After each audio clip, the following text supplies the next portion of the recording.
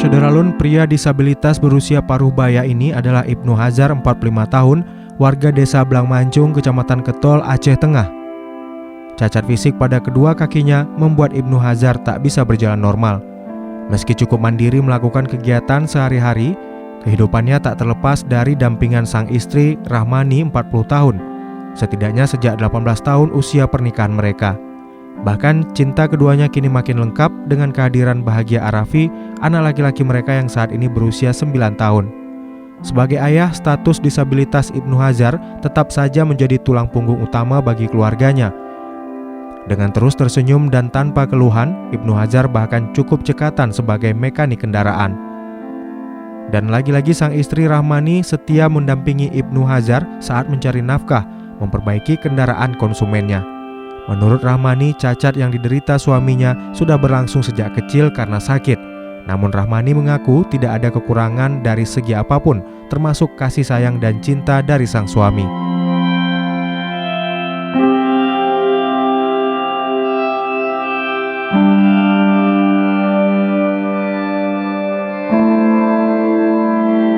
Tahun berapa, Kak? 2002 ya. Dalam kondisi abang yang memiliki keterbatasan dan berumah tangga sudah 15 tahun, ini tandanya awet. Nah, ini kira-kira apa alasan kakak setia mendampingi abang? Memang betul-betul kakak sayang sama abang, betul-betul cinta kakak sama abang. Berapa orang sudah dikaruniai anak, Kak? 1 laki-laki yang berumur 9 tahun. Namanya Bahagia Bahagia Arafi. Arafi. Kegiatan sehari-hari abang sebagai apa, Kak? Bengkel. Mekanik bengkel. Mekanik bengkel, mesin mobil, mesin kereta. Seperti apa perbaikan yang dilakukan? Baik mesin. Saya juga mengajukan peralatannya, kunci-kunci, seperti kunci-kunci, barang-barangnya. Kakak pernah nggak terharu melihat abang saat bekerja? Karena saat abang memasuki dirinya ke bawah mobil, buat mobil bawah kolong mobil itu, saya melihatnya karena abang apanya kondisinya terbatas seperti itu, susah mengambil alat-alatnya seperti kunci-kunci.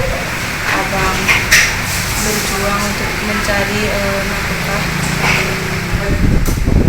untuk menghidupi kami dalam rumah tangga.